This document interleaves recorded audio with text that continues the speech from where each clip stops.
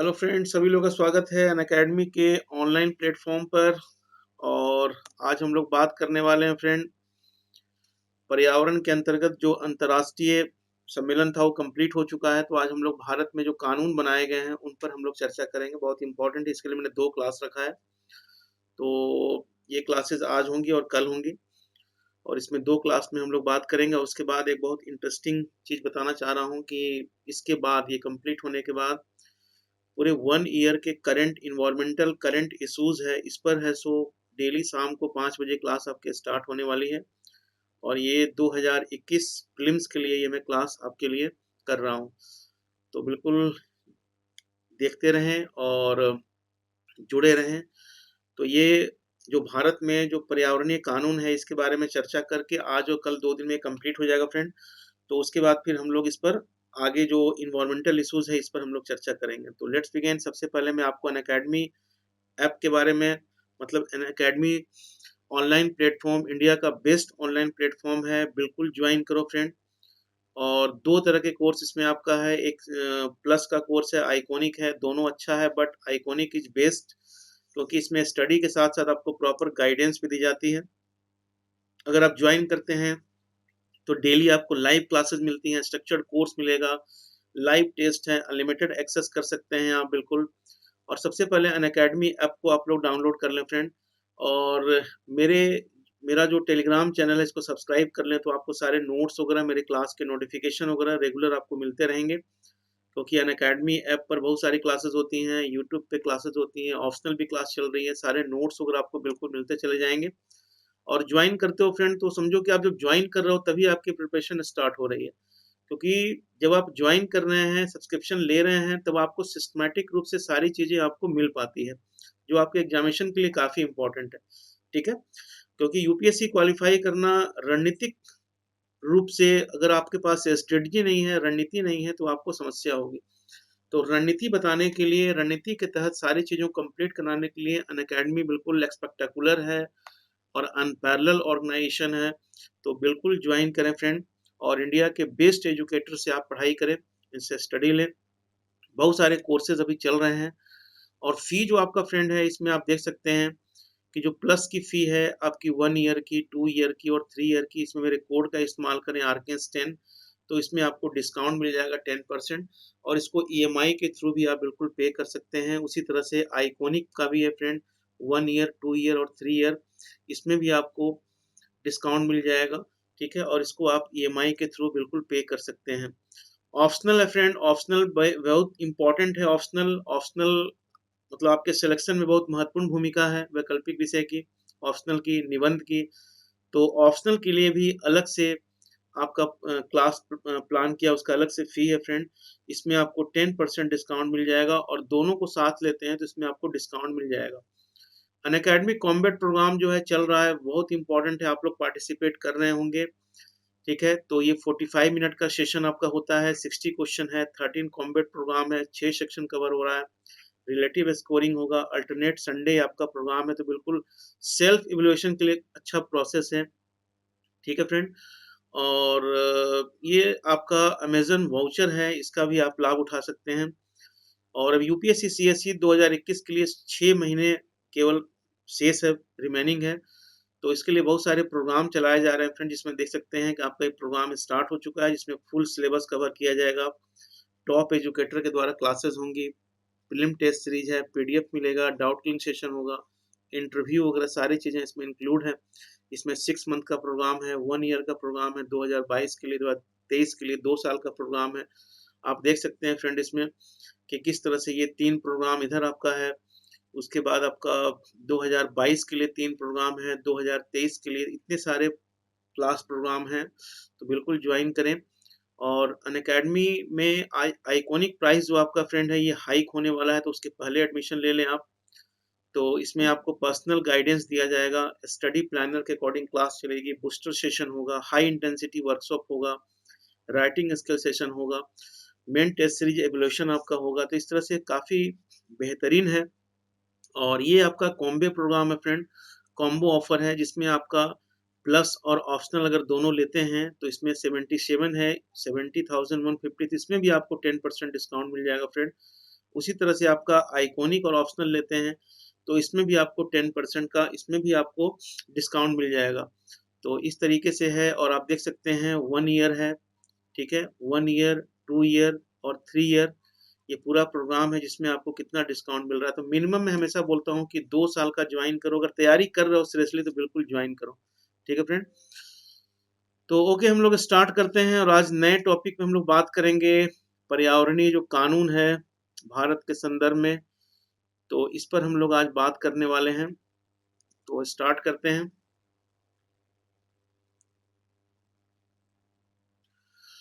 तो सबसे पहले फ्रेंड इसमें आपका भारत में environmental law and organisation in India काफ़ी इम्पोर्टेंट है। इससे काफ़ी प्रश्न हर साल प्रश्न इससे पूछे जाते हैं फ्रेंड। तो इससे हर साल प्रश्न पूछे जाते हैं, तो इस पर विशेष रूप से आपको ध्यान देना है। और जैसे सबसे पहला आपका है वन्य जीव संरक्षण अधिनियम 1972, काफ़ी इम्पोर्टेंट है, इससे भी क्वेश्चन रहते हैं। वन संरक्षण अधिनियम 1980, ठीक है।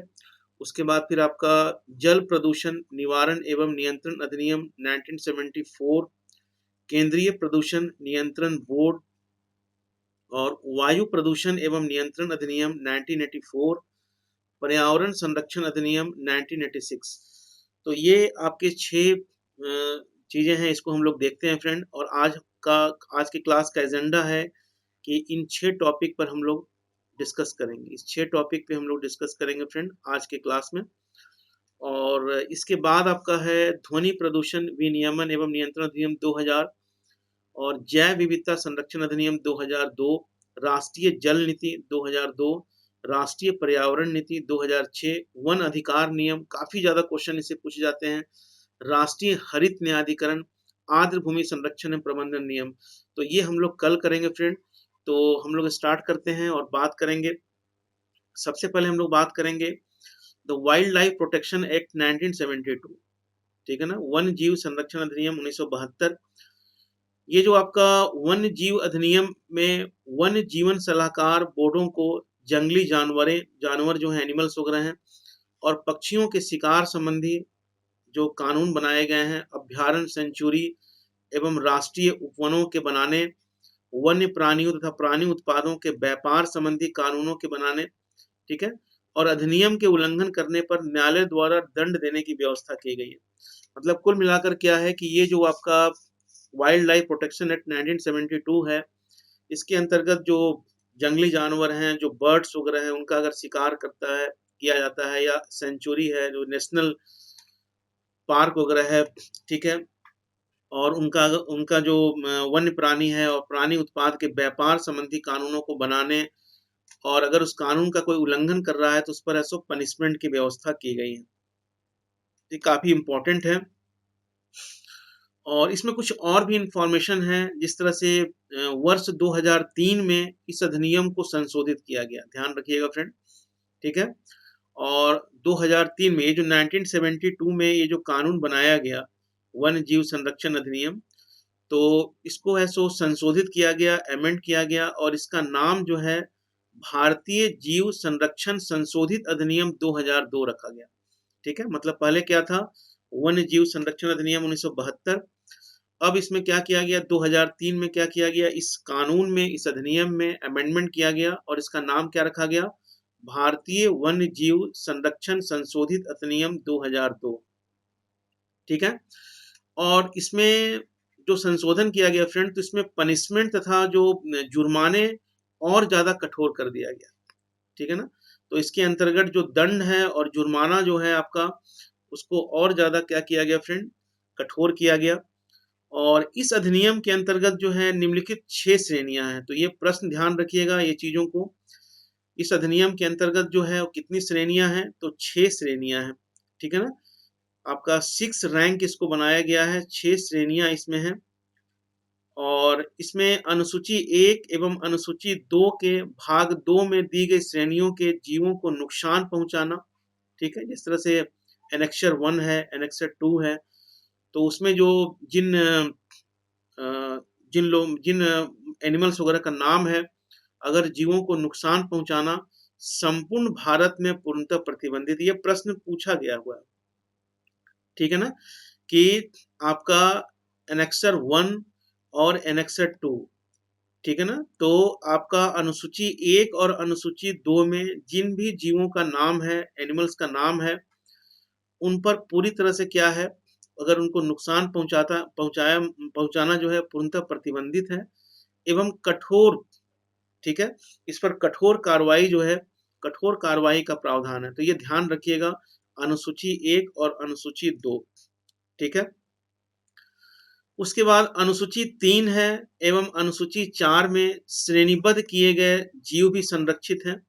मतलब आपका 1 में और आपका 2 में, ये दोनों जो आपका है ये पूर्णतः प्रतिबंधित हैं। ध्यान रखिएगा, पूछा हुआ प्रश्न है ये, ठीक है। मैं वही चीज पढ़ाता हूँ जो आपके लिए महत्वपूर्ण है, अनावश्यक चीजें मैं आपको नहीं बताऊंगा फ्रेंड, क्योंकि समय जो है वो काफी इंपॉर्टेंट है।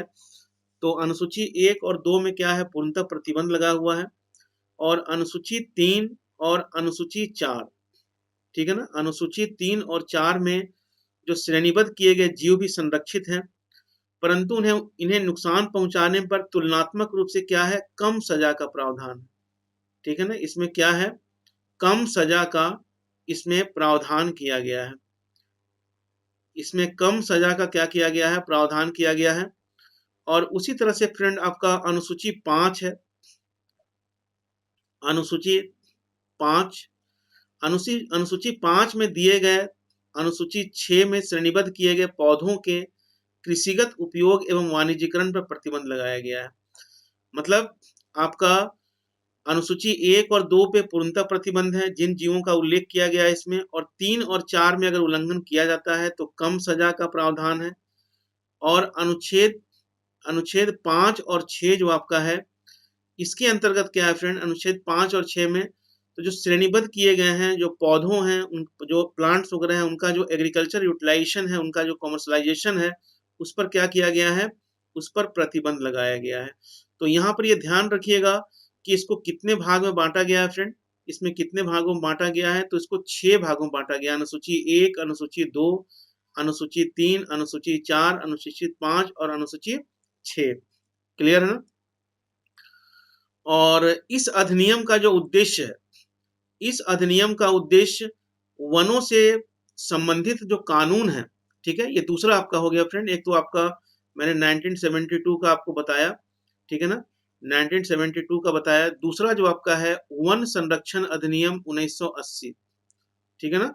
तो आई थिंक आपका जो वन्य जीव से संबंधित जो अधिनियम 1972 था और 2003 में संशोधन किया गया, वो आपको क्लियर हुआ होगा। ये जो आपका है वन संरक्षण अधिनियम 1980, ये भी काफी इंपॉर्टेंट है। ये दूसरा आपका कानून है भिरण।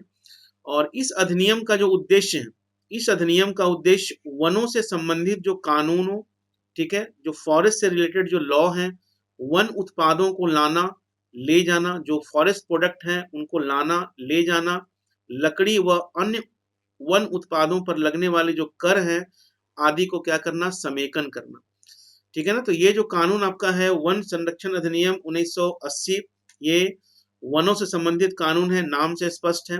वन उत्पादों को लाना ले जाना मतलब उसका व्यापार करना, जो लकड़ी है या जो फॉरेस्ट प्रोडक्ट पर लगने वाले जो कर हैं, टैक्स हैं, उनका समेकन करना। और 1927 के अधिनियम में सुधार करके, ठीक है, ध्यान रखिएगा, 90, ये भी काफी इंपॉर्टेंट है, इससे भी क्वेश्चन पूछे गए काफी। तो 1927 के अधिनियम में सुधार करके 1980 में वन संरक्षण अधिनियम पारित किया गया। तो यहाँ पे प्रश्न बनता है कि 1980 में जो कानून लाया गया तो सबसे पहले कब बना था फ्रेंड, तो 1927 में। और इसी में क्या किया गया, इसी में क्या किया गया, संशोधन किया गया। इसमें क्या किया गया, अमेंडमेंट किया गया सरकार के द्वारा। और इस अधिनियम का जो संक्षिप्त नाम है, ठीक है, वन संरक्षण अधिनियम 1980 है। इसका जो शॉर्ट फॉर्म में इसका जो अधिनियम का नाम है। इस अधिनियम का उद्देश्य जो है, अगर पूछा जाएगा भाई ये बताओ कि वन संरक्षण अधिनियम का मेन उद्देश्य क्या, नाम से स्पष्ट है। इसका उद्देश्य जो मेन रूप से क्या है, वनों का संरक्षण करना, कंजर्वेशन ऑफ फॉरेस्ट, वनों का संरक्षण करना इसका मुख्य रूप से इसका उद्देश्य। और इस अधिनियम को अधिक प्रभावी ढंग से, इस अधिनियम को अधिक प्रभावी ढंग से इम्प्लीमेंट करने के लिए इसमें 1988 में संशोधन किया गया, ठीक है ना। तो ध्यान रखिएगा यहाँ पर कि 1927 का जो एक्ट था उसमें 1980 में क्या किया गया, संशोधन किया गया, और अगेन फिर क्या किया गया कि 1988 में इसमें फिर से संशोधन किया गया, ठीक है ना। और इस अधिनियम के प्रभावी होने के पश्चात कोई भी वन भूमि, कोई भी फॉरेस्ट लैंड जो है वो केंद्रीय सरकार की अनुमति के बिना गैर वन भूमियां किसी भी अन्य कार्य के लिए प्रयोग में नहीं लाई जा सकती है। ध्यान रखिएगा, इसी तरह से प्रश्न पूछे जाते हैं, कंसीडर द फॉलोइंग स्टेटमेंट, और वन संरक्षण अधिनियम से संबंधित 4 स्टेटमेंट दे दिए जाएंगे और आपसे प्रश्न पूछा जाएगा कि इसमें से कौन सा सही है और कौन सा गलत है। तो एक एक स्टेटमेंट को, एक एक चीजों को अच्छे तरीके से समझने पर ध्यान दीजिए, ठीक है। अवधारणा पर, कॉन्सेप्ट में बार बार बोलता हूँ, कॉन्सेप्ट पर ध्यान दीजिए, ठीक है फ्रेंड। तो इस अधिनियम के प्रभावी होने के पश्चात कोई भी जो फॉरेस्ट लैंड है वो बिना सेंट्रल गवर्नमेंट के परमिशन के बिना गैर वन भूमि के किसी भी अन्य कार्य के लिए प्रयोग में उसको नहीं लाया जा सकता है, और न ही अनराक्षित की जा सकती है, ठीक है ना। अनराक्षित की जा मतलब अनरिजर्व की जा सकती है। तो ये चीजें जो आपकी है ये सबसे इंपॉर्टेंट है। तो आगे देखते हैं फ्रेंड कि इस अधिनियम में ऐसे, ये जो एक्ट आपका है वन संरक्षण अधिनियम, तो इस अधिनियम में ऐसे कार्यों की योजनाएं बनाते समय तथा वनों को काटते समय मार्गदर्शिकाएं तैयार की गई हैं, गाइडलाइंस तैयार की गई हैं, ठीक है, दिशा निर्देश जारी की गई हैं, जिससे वनों को कम से वन नुकसान हो, ठीक है ना, जिससे वनों को कम से कम नुकसान हो। और ये जो गाइडलाइंस हैं, ये जो गाइडलाइंस में है उसमें कहा गया है कि वन संबंधी जो योजनाएं हैं, जो फॉरेस्ट रिलेटेड जो प्लानिंग है, इस प्रकार हो ताकि वन संरक्षण को बढ़ावा मिले, मतलब फॉरेस्टेशन को बढ़ावा मिले, वनों की कटाई जहां तक संभव हो उसको रोका जाए। क्योंकि ये जो वन है, ये जो फॉरेस्ट है, मैं आपको बार बार बोलता हूँ कि ये कार्बन सिंक है। ये क्या है, इनको बोला जाता है, जितने फॉरेस्ट हैं इनको क्या बोला जाता है, ग्रीन कार्बन सिंक बोला जाता है। ग्रीन कार्बन सिंक मतलब ये कार्बन को स्टोर करके रखते हैं। तो डिफॉरेस्टेशन अगर होता है फ्रेंड, अगर वनों की जो प्रतिशत है अगर वो किसी देश में अगर कम हो रही है तो उसके बहुत सारे गंभीर परिणाम होते हैं, ठीक है। आपने पढ़ा होगा, क्लाइमेटिक चेंज है, मैंने पढ़ाया है, ग्रीन हाउस इफेक्ट होता है, बहुत सारी चीजें होती हैं। तो ये वनों के संरक्षण के लिए ये कानून लाया गया, और 1927 में संशोधन, 1927 के एक्ट में संशोधन किया गया 80 में, और देन फिर आपका 1988 में इसमें अमेंडमेंट किया गया, कि ठीक है ना। तो यहाँ पर हम लोगों ने दो अभी तक देख लिया फ्रेंड। एक तो आपका 1972 का एक्ट था, और उसके बाद आपका फॉरेस्ट कानून, उसको देखा हम लोगों ने। अब हम लोग बात करेंगे, ये जो कानून लाया गया है water pollution prevention and control act 1974, बहुत ज्यादा क्वेश्चन इससे पूछा जाता है। जल प्रदूषण निवारण एवं नियंत्रण अधिनियम 1974, ठीक है। तो भारत सरकार ने जल प्रदूषण निवारण एवं नियंत्रण अधिनियम 1974 को अधिनियमित किया, ठीक है, इंडियन गवर्नमेंट ने। और समय समय पर इसमें संशोधन भी किए गए, अमेंडमेंट भी किया गया, जैसे जल प्रदूषण निवारण एवं नियंत्रण अधिनियम 1975, ठीक है, उपकरण अधिनियम 1977 तथा जल प्रदूषण नियंत्रण संशोधन 1988। तो ये ध्यान रखिएगा अच्छे तरीके से कि इसमें संशोधन भी किए गए। और इसके अंतर्गत क्या है फ्रेंड कि जैसे मान लिया कि सीवरेज हो गया या उद्योग के जो बहिर्सराव के जल मिलने से, ठीक है, लोक स्वास्थ्य या सुरक्षा को खतरा उत्पन्न होता है, और जल घरेलू वाणिज्यिक कृषि या औद्योगिक उपयोग के लायक नहीं रह जाता है, मतलब जल जो है प्रदूषित हो जाता है, और वनस्पतियां, वेजिटेशन, एनिमल्स और जलीय जीवों के जीवन पर क्या होता है, निगेटिव इम्पैक्ट होता है, प्रतिकूल असर पड़ता है फ्रेंड। तो इसी को हम लोग क्या बोलते हैं, जल प्रदूषण बोलते हैं। तो ये डिफिनेशन हो गया क्या, ये डिफिनेशन आपका हो गया वाटर पॉल्यूशन का, जो मैंने काफी आपको डिटेल से बता रखा है ऑलरेडी, जब मैंने आपको पॉल्यूशन पढ़ाया था friend. Water pollution, air pollution, जितने भी पॉल्यूशन मैंने आपको बताए हैं, इसके कारण क्या है, इसके रोकथाम क्या है, इन सारी चीजों पर हम लोगों ने चर्चा गंभीरता पूर्वक की है। तो आज हम लोग इस पर बात कर रहे हैं फ्रेंड, जल प्रदूषण निवारण एवं नियंत्रण अधिनियम 1974। तो ये आपका जो डिफिनेशन है ये वाटर पॉल्यूशन का, मतलब कुल मिलाकर ये है कि ऐसा ऐसा जल जो ना तो आप उसका डोमेस्टिक यूटिलाइजेशन कर सकते हैं, ना उसका कॉमर्शियल यूटिलाइजेशन कर सकते हैं, ना एग्रीकल्चरल पॉइंट ऑफ व्यू से उसका इस्तेमाल किया जा सकता है, ना उसका इंडस्ट्रियल रूप से इस्तेमाल करते हैं। ठीक है, जो वेजिटेशन है, जो एनिमल्स हैं, जो मैरिन लाइफ है, उसके जीवन पर निगेटिव इम्पैक्ट हो रहा है फ्रेंड। ठीक है, एडवर्स इम्पैक्ट हो रहा है, तो उसको हम लोग क्या बोलते हैं, वाटर पॉल्यूशन बोलते हैं। ठीक है, क्लियर है। और जो इम्पोर्टेंट पॉइंट आपको लग रहा है सबको नोट करते चलो फ्रेंड, ये 2021 प्रीलिम्स के लिए। और मैं आपको फिर बता दूं कि मैं 1 साल का पूरा आपको करंट कराऊंगा, इन्वायरमेंट इकोलॉजी के अंतर्गत पूरा करंट होगा। और ये क्लासेस कंप्लीट हो जाएगी। आज ये क्लास है, फिर कल क्लास होगी, उसके बाद मैं करंट इन्वायरमेंटल इश्यूज के नाम से पूरा सीरीज लेके आ रहा हूँ, जिसमें जितना भी करंट डेवलपमेंट हुआ है इन्वायरमेंट के संदर्भ में, उस पर हम लोग चर्चा करेंगे। ठीक है ना। इस अधिनियम का मूलभूत उद्देश्य क्या है? ये जो आपका जल प्रदूषण निवारण एवं नियंत्रण अधिनियम है, इसका मूलभूत उद्देश्य क्या है?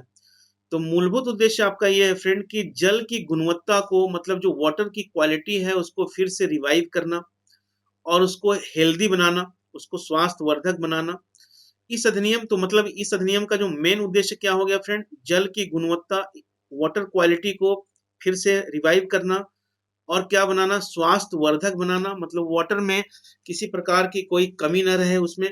ठीक है, प्रदूषक जो पॉल्यूटेंट मटेरियल जो है वो न रहे। और साथ में क्या है कि अधिनियम के 3 प्रमुख उद्देश्य हैं। पहला यह है कि जल प्रदूषण का निवारण एवं नियंत्रण, इसको याद रखिएगा, बिल्कुल भूलना नहीं है कि अधिनियम के 3 प्रमुख उद्देश्य हैं। बहुत इंपॉर्टेंट है ये जो कंट्रोल एक्ट है 1974 का। तो फर्स्ट जो आपका हो गया कि वाटर पॉल्यूशन का, जो जल प्रदूषण है उसका निवारण एवं नियंत्रण होना। दूसरा आपका ये है फ्रेंड कि जल की स्वास्थ्यवर्धक जो गुणवत्ता है, जो क्वालिटी है, उसको मेंटेन रखना। ठीक है। और तीसरा आपका फ्रेंड ये है कि जल प्रदूषण के जो निवारण और नियंत्रण के दो उद्देश्य, केंद्रीय एवं राज्य बोर्डों का गठन करना। तो ये बिल्कुल दिमाग में बैठा लीजिएगा कि ये 3 उद्देश्य हैं। इसको मैं फिर से एक बार आपको बता दूं। जो फर्स्ट इसका जो उद्देश्य है वो है जल प्रदूषण का निवारण एवं नियंत्रण। और दूसरा आपका ये है फ्रेंड कि इसका स्वास्थ्यवर्धक गुणवत्ता को बनाए रखा जाए। ठीक है। और तीसरा आपका ये है कि जल प्रदूषण के निवारण और नियंत्रण के उद्देश्य सेंट्रल लेवल पर और स्टेट लेवल पर बोर्डों का गठन करना। ठीक है। तो ये 3 महत्वपूर्ण उद्देश्य के आधार, मतलब उद्देश्य के लिए जल प्रदूषण निवारण एवं नियंत्रण अधिनियम 1974 को लाया गया था। ठीक है, क्लियर है। उसके बाद फिर आपका फ्रेंड ये है कि केंद्रीय प्रदूषण नियंत्रण board, central pollution control board. ठीक है ना। तो ये बहुत महत्वपूर्ण संगठन है, इससे काफी ज्यादा प्रश्न पूछा गया है फ्रेंड। केंद्रीय प्रदूषण नियंत्रण बोर्ड, इससे काफी ज्यादा प्रश्न पूछा गया है। लास्ट में रिवाइज भी करा दूंगा मैं आपको। तो central pollution control board Hindi में क्या है, केंद्रीय प्रदूषण नियंत्रण बोर्ड। ये भारत के केंद्रीय प्रदूषण नियंत्रण बोर्ड का गठन एक सांविधिक संगठन के रूप में, स्टैट्यूटरी बॉडी के रूप में जल अधिनियम 1974 के अंतर्गत सितंबर 1974 में किया गया था। ध्यान रखिएगा, बहुत इंपॉर्टेंट है कि मैंने अभी आपको बताया था ना कि जल प्रदूषण निवारण एवं नियंत्रण अधिनियम 1974 को लाया गया था। इसी के आधार पर सीपीसीबी का गठन किया गया। ठीक है ना। किसका गठन किया गया, सीपीसीबी का गठन किया गया, सेंट्रल पॉल्यूशन कंट्रोल बोर्ड का गठन किया गया। क्लियर है। तो सीपीसीबी के गठन का आधार क्या है फ्रेंड, तो जल प्रदूषण निवारण एवं नियंत्रण अधिनियम 1974। और इसके पश्चात केंद्रीय प्रदूषण नियंत्रण बोर्ड को वायु प्रदूषण निवारण एवं नियंत्रण अधिनियम 1981 के अंतर्गत शक्तियां व कार्य सौंपे गए। मतलब ये जो आपका सीपीसीबी है, ये जल प्रदूषण निवारण अधिनियम 74 के अंतर्गत गठित किया गया और केंद्रीय प्रदूषण नियंत्रण बोर्ड को वायु प्रदूषण निवारण एवं नियंत्रण अधिनियम 1981 के अंतर्गत बहुत सारे पावर, अधिकार और कार्य सौंपे गए। बहुत इंपॉर्टेंट है ये पूछा गया क्वेश्चन। इस अधिनियम के तहत क्या है फ्रेंड, इस अधिनियम के तहत सेंट्रल पॉल्यूशन कंट्रोल बोर्ड, केंद्रीय प्रदूषण बोर्ड एवं राज्य प्रदूषण नियंत्रण बोर्ड का गठन किया गया। बहुत इंपॉर्टेंट है, इसको ध्यान रखिएगा, इसको नोट कर लीजिएगा फ्रेंड। इस अधिनियम के तहत आपका central pollution control board and state pollution control board का गठन किया गया, दोनों लेवल पर किया गया। ठीक है, इसको आप ऐसे देख सकते हैं कि आपका सेंट्रल पॉल्यूशन कंट्रोल बोर्ड, इसका गठन किया गया और साथ में क्या किया गया, स्टेट पॉल्यूशन कंट्रोल बोर्ड। तो ये दोनों का गठन जो आपका है, ये दोनों का गठन किया गया फ्रेंड, तो ये ध्यान रखना है इसमें। और केंद्रीय प्रदूषण नियंत्रण बोर्ड के प्रमुख कार्य जो हैं वो जल प्रदूषण निवारण एवं नियंत्रण अधिनियम 1981 में व्यक्त किए गए। ठीक है ना, तो केंद्रीय प्रदूषण नियंत्रण बोर्ड के जो प्रमुख कार्य हैं फ्रेंड, वो जल प्रदूषण निवारण एवं नियंत्रण अधिनियम 1981 में इसको व्यक्त किया गया है। ठीक है, और जल तथा वायु प्रदूषण की जो रोकथाम है अथवा जो निवारण है या कंट्रोल है, उसके लिए एक नेशनल प्रोग्राम की योजना तैयार करना था, उसे उसको निष्पादित करना, उसको इम्प्लीमेंट करना। मतलब एयर, ठीक है ना, एयर एंड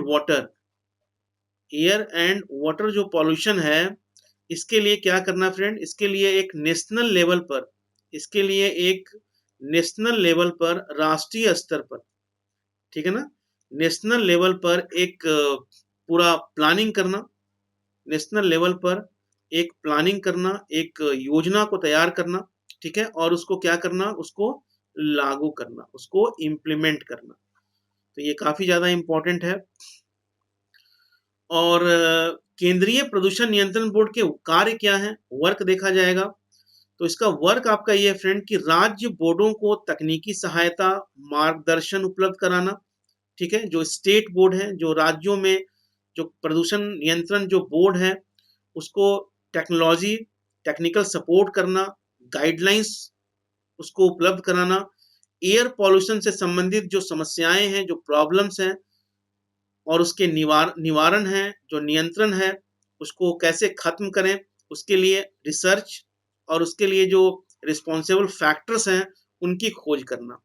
तो सीपीसीबी का जो कार्य आपका फ्रेंड है, सीपीसीबी जो आपका इसका कार्य है, इसका जो गठन किया गया कि राज्य बोर्डों को टेक्निकल सपोर्ट करना, उनको गाइडलाइंस देना, एयर पॉल्यूशन से संबंधित जो प्रॉब्लम्स हैं उसको कैसे खत्म किया जाए, उसको कैसे कंट्रोल किया जाए।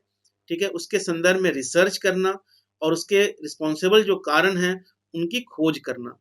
तो ये केंद्रीय प्रदूषण नियंत्रण बोर्ड के महत्वपूर्ण कार्य हैं। ठीक है, उसके बाद देखा जाएगा फ्रेंड, उसके बाद और भी क्या, बहुत इंपॉर्टेंट सेगमेंट है ये केंद्रीय प्रदूषण नियंत्रण बोर्ड। इससे काफी ज्यादा क्वेश्चन पूछे जाते हैं, चाहे आप यूपीएससी का एग्जाम दें, स्टेट एग्जाम दें, कोई भी एग्जाम दें, तो ये सेक्शन से काफी क्वेश्चन रहता है फ्रेंड। तो जल तथा वायु प्रदूषण की रोकथाम अथवा नियंत्रण, निवारण पर एक विस्तृत जन जागरूकता कार्यक्रम आयोजित करना। ठीक है ना, मतलब नागरिकों की भागीदारी, ठीक है ना, नागरिकों की भागीदारी बढ़ाना। ठीक है ना, नागरिकों की भागीदारी को बढ़ाना, भागीदारी को बढ़ाना। ठीक है, पीपुल पार्टिसिपेशन को बढ़ाना, सिटीजन पार्टिसिपेशन को बढ़ाना, लोगों में चेतना का विकास करना, जन जागरूकता फैलाना।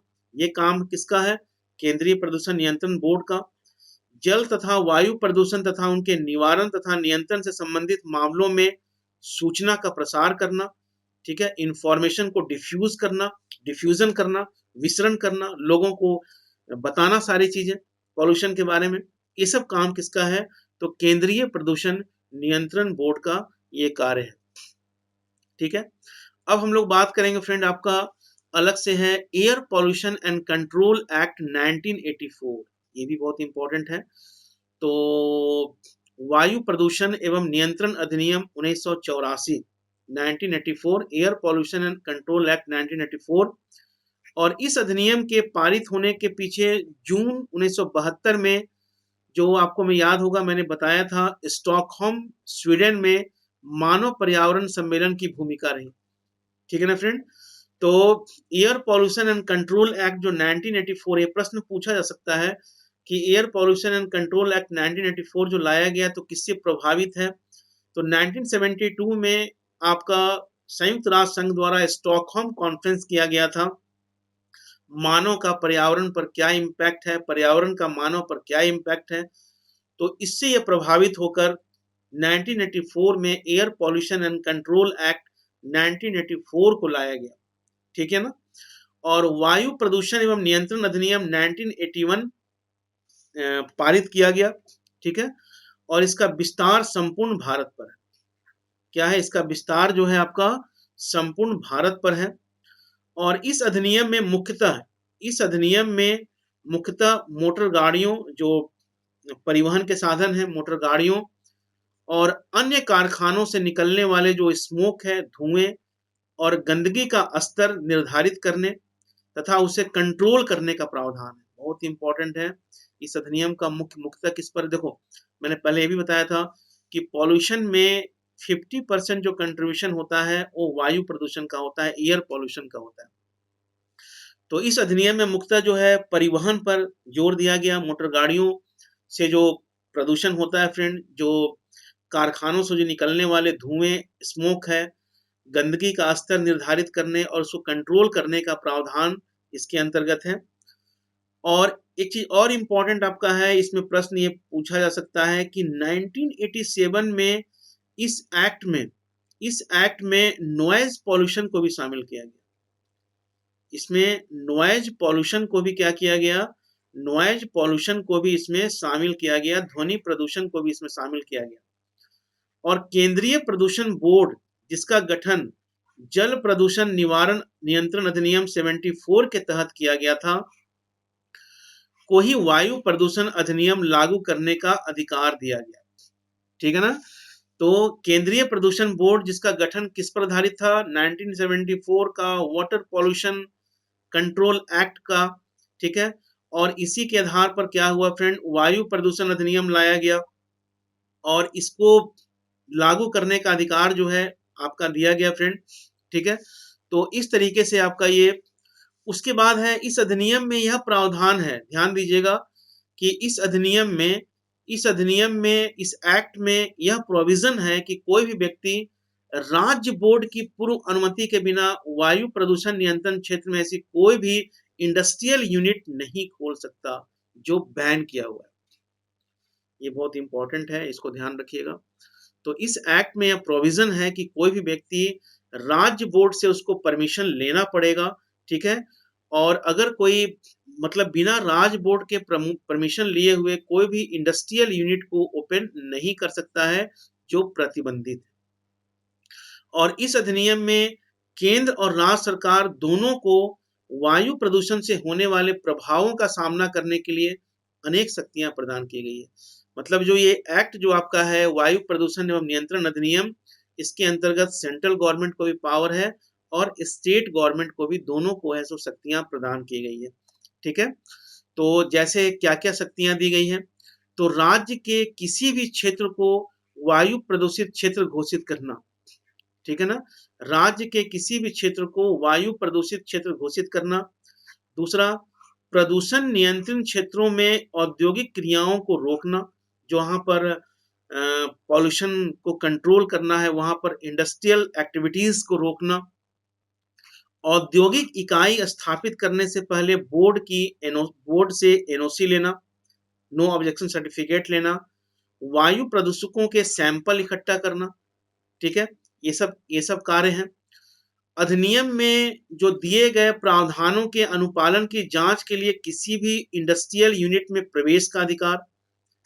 ठीक है। किसी भी औद्योगिक इकाई में, इंडस्ट्रियल यूनिट में प्रवेश किया जा सकता है। उल्लंघन करने वाले के विरुद्ध मुकदमा चलाया जाएगा। ठीक है ना। और प्रदूषित इकाइयों को बंद करने का अधिकार। तो ये सारे इंपॉर्टेंट जो आपके फ्रेंड हैं, ये सब इंपॉर्टेंट अधिकार दिए गए। अब हम लोग बात करेंगे जो छठा है, ठीक है ना, पर्यावरण संरक्षण अधिनियम 1986, ठीक है ना। तो टोटल आपका 13 पर हम लोग को चर्चा करना है फ्रेंड। तो आज हम लोग 6 पे चर्चा करेंगे, तो ये अंतिम है, उसके बाद फिर हम लोग आगे बढ़ेंगे।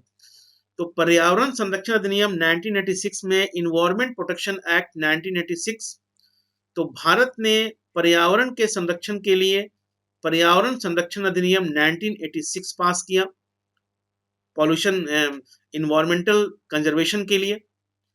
और यह एक काफी ब्रॉड एक्ट है, काफी व्यापक अधिनियम है, ठीक है, जो पर्यावरण के इन्वायरमेंट के समस्त विषयों को, सब्जेक्ट को क्या करता है, ध्यान में रखकर बनाया गया है। और इसके अंतर्गत वाटर, एयर एंड लैंड, सारी चीजें इसके अंतर्गत सम्मिलित है। अब हम लोग बात करेंगे इस अधिनियम का मुख्य उद्देश्य क्या है। इस अधिनियम का मुख्य उद्देश्य क्या है? तो मुख्य उद्देश्य यह है कि वातावरण में जो भौतिक रसायनों की अधिकता है, ठीक है, केमिकल की जो अधिकता है, उसको कंट्रोल करना, ठीक है, इकोसिस्टम को प्रदूषण मुक्त कर रखना, जो इकोसिस्टम है उसको पॉल्यूशन फ्री करना।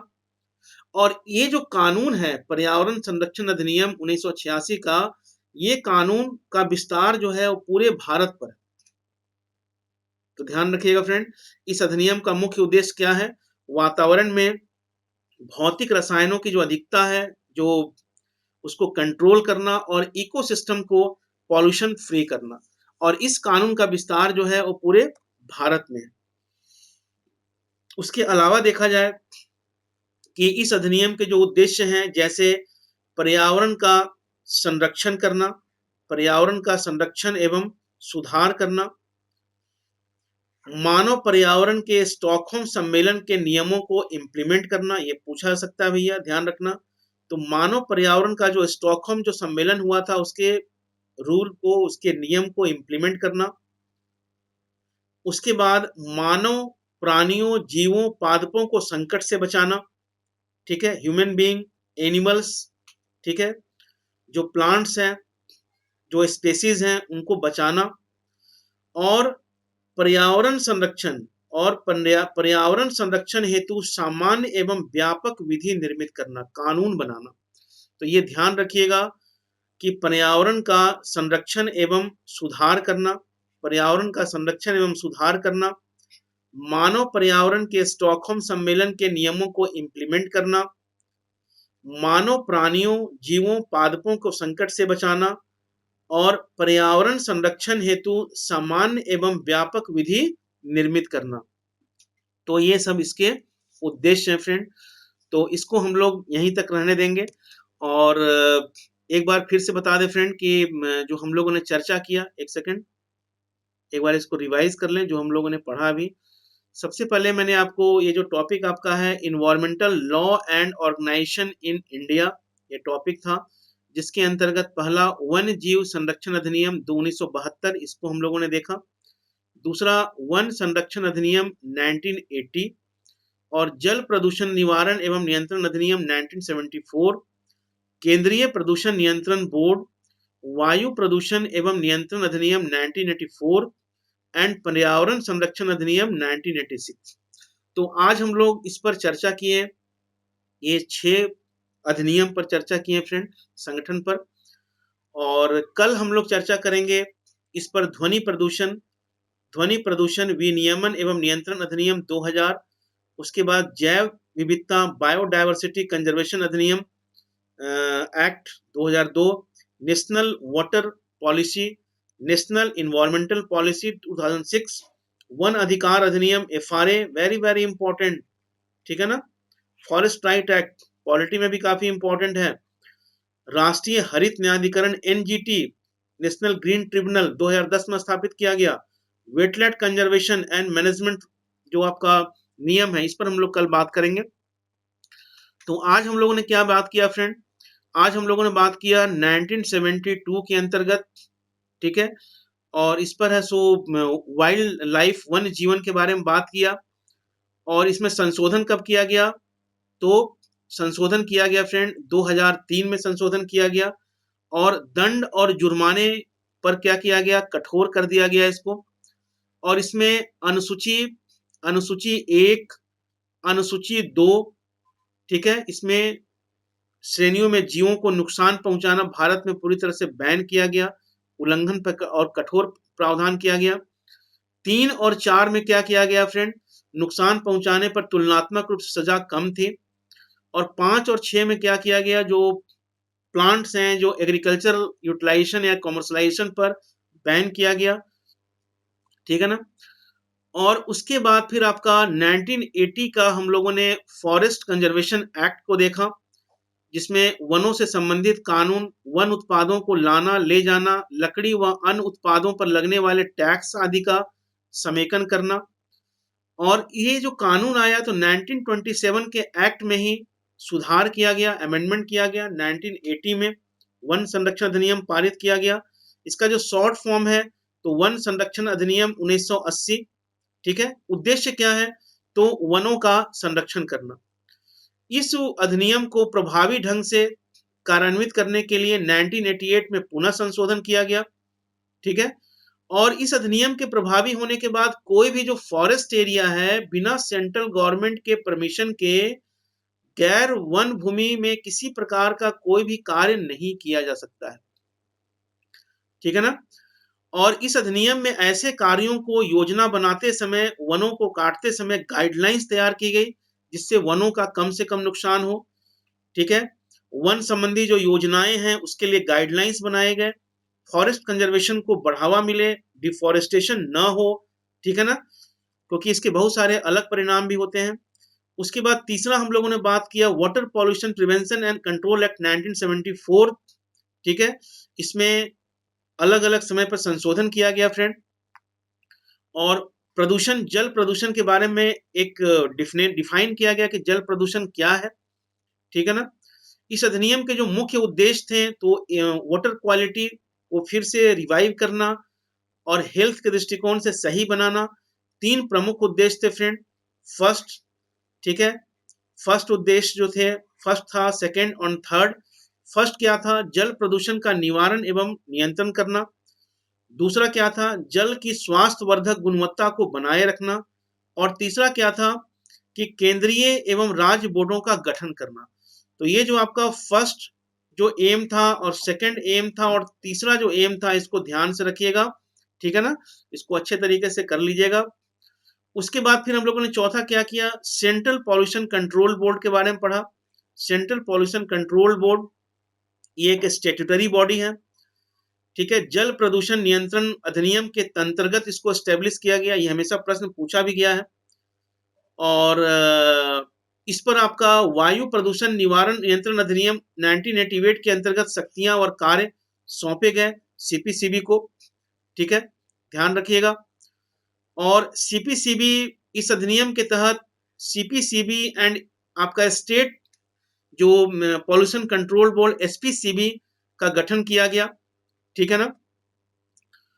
और इसका जो कार्य था फ्रेंड, कार्य क्या था कि वाटर एंड एयर पॉल्यूशन को रोकना, उसका निवारण करना, कंट्रोल करना, और उसके लिए पूरा नेशनल लेवल पर पॉलिसी बनाना एंड इम्प्लीमेंट भी करना, उसको लागू भी करना।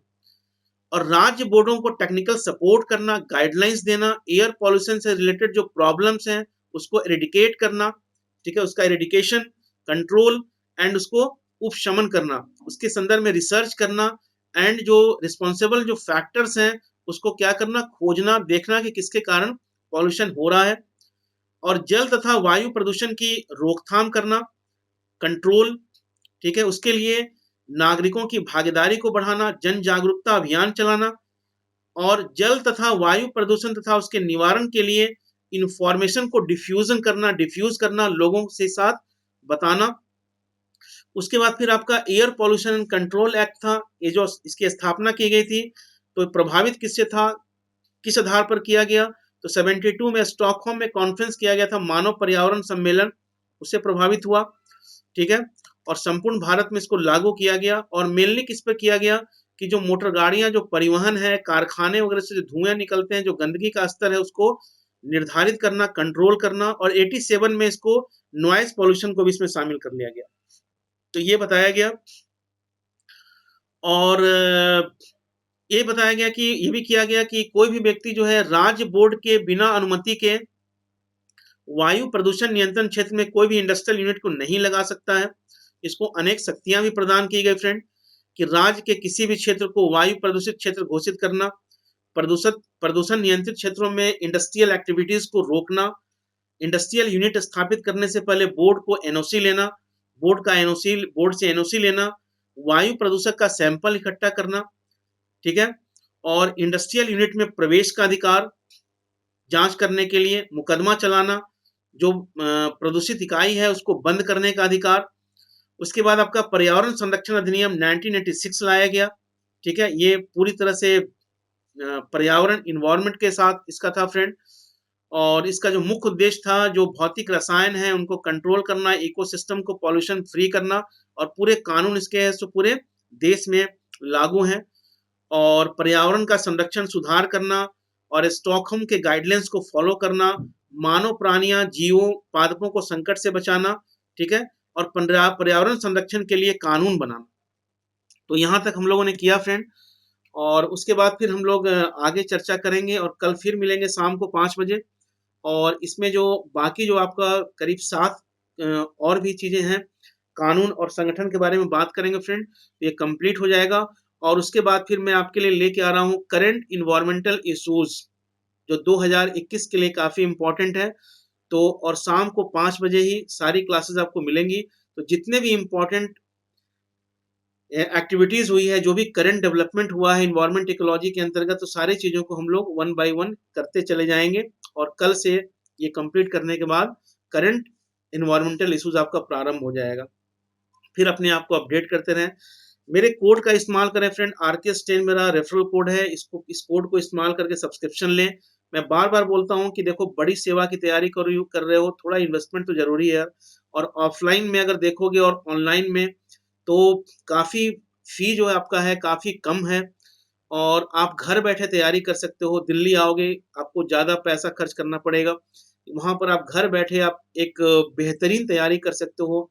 अनअकैडमी काफी इनोवेटिव है, स्टूडेंट फ्रेंडली है, रिजल्ट ओरिएंटेड है, इंडिया के बेस्ट एजुकेटर आप अनअकैडमी पे प्लेटफॉर्म पर हैं, तो बिल्कुल ज्वाइन करें। कंटेंट काफी अच्छा है फ्रेंड, काफी लोगों का सिलेक्शन होता है, और इसलिए बिल्कुल ज्वाइन करें।